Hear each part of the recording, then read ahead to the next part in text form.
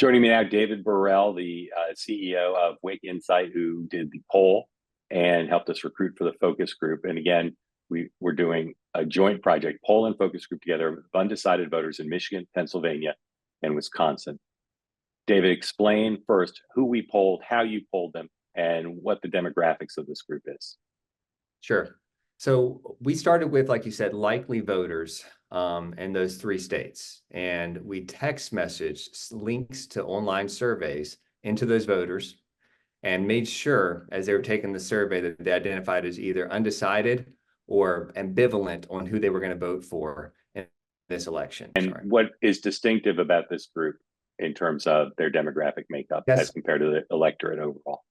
Yeah, so what's interesting when you look at this group demographically is that they actually look a lot like the region as a whole, a lot like all the likely voters in the region. The one thing that kind of jumped off the page as we started to see these survey results come back is they were more likely to be 35 to 54-year-olds than the regular electorate as a whole.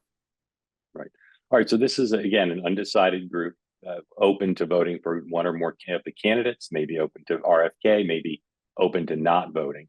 And we asked them questions in this survey about comparing Joe Biden versus Donald Trump.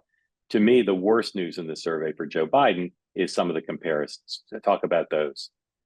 Yeah, when we tried to look at who people trusted more or whose policy they trusted more, or whose policy they felt aligned more with their views, when we look at some of the really important issues right now, such as immigration, such as foreign affairs as a whole, actually, and the economy, it really did not bode well for Biden. And he was underwater against Trump in all of those categories.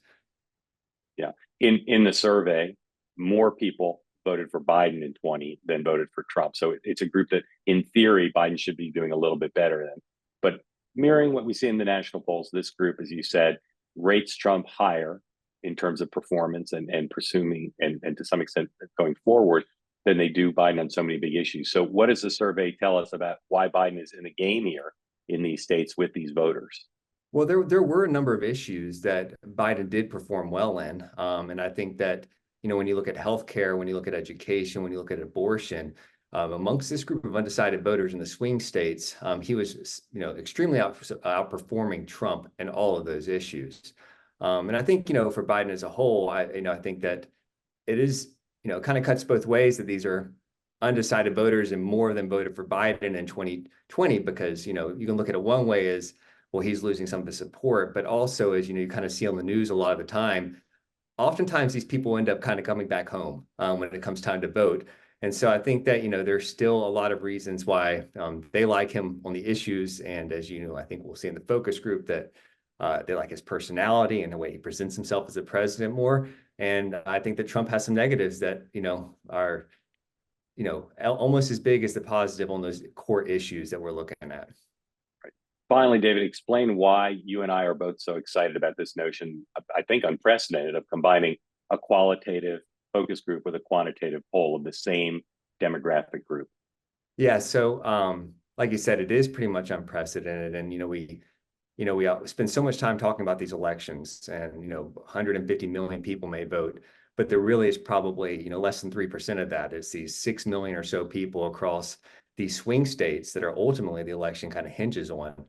And, oftentimes these are the type of undecideds that don't express their opinions, right? And it's kind of hard to get their opinions.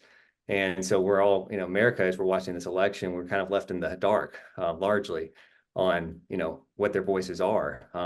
And so this is the first time of bringing, the surveys where we can kind of get an understanding of who these people are demographically as a whole and where they are politically, but then kind of dive deeper into why with the focus groups and the qualitative to, get a better understanding of what's going on in this election that may end up turning out. Great. David, thank you. Thank you.